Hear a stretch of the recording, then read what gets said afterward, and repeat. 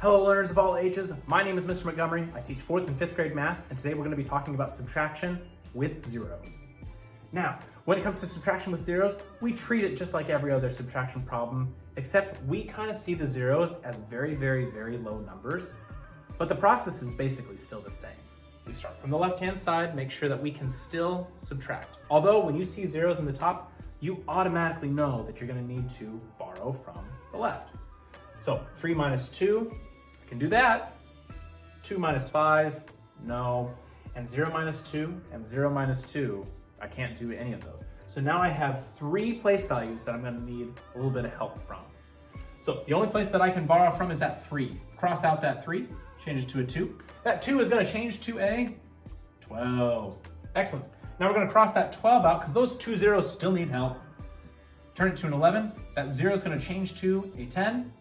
Cross out that 10, change it to a 9, and this 0 is going to change to a 10. Now, 10 take away 2, we can start subtracting from the right-hand side. 10 take away 2 is 8. 9 take away 2 is 7. 11 take away 5.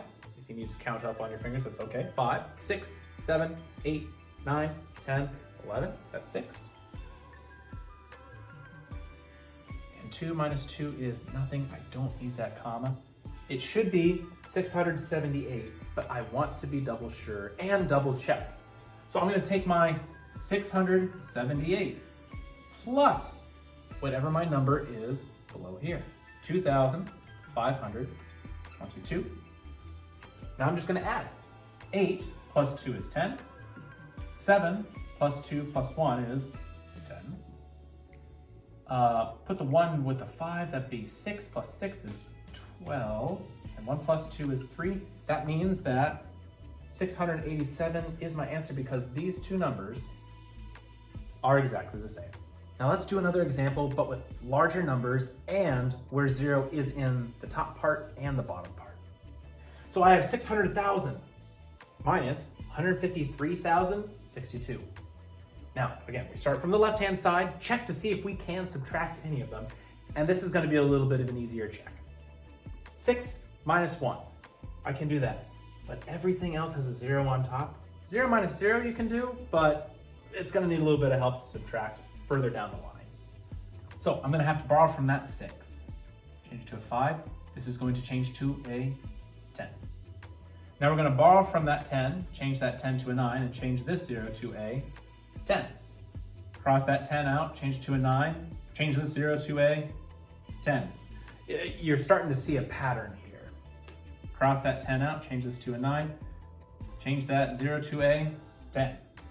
Cross that 10 out, change it to a 9, make that 0 a 10. And now we can finally start subtracting, starting from the right-hand side. 10 minus 2 is 8. 9 minus 6 is 3. 9 minus 0 is 9, comma. 9 minus 3 is 6. 9 minus 5, let's see, 5, 6, 7, 8, 9, that's 4. And 5 minus 1 is also 4. So my answer should be 446,938, but I want to be sure. So I'm going to take my answer. I'm going to put it all the way up here, 446,938. I'm going to add whatever my bottom number was in my subtraction problem, 153,062. I'm going to add those two numbers together. 8 plus 2 is 10. I'm going to carry my 1. 6 plus 1 is 7. 7 plus 3 is 10. 9 plus 1 is 10. Plus 0 is 10. 1 and 3 can go together to make 4. 6 and 4 make 10. 4 plus 1 is 5. 5 plus 5 is 10. And 4 plus 1 is 5, plus 1 is 6. Add my comma. Here and here are the exact same answer, which means that my answer to my entire problem is 446,938. All right, my 4th grade friends, if we take a look at our practice problems on page 41, we're going to be doing practice problem number 1 and number 7.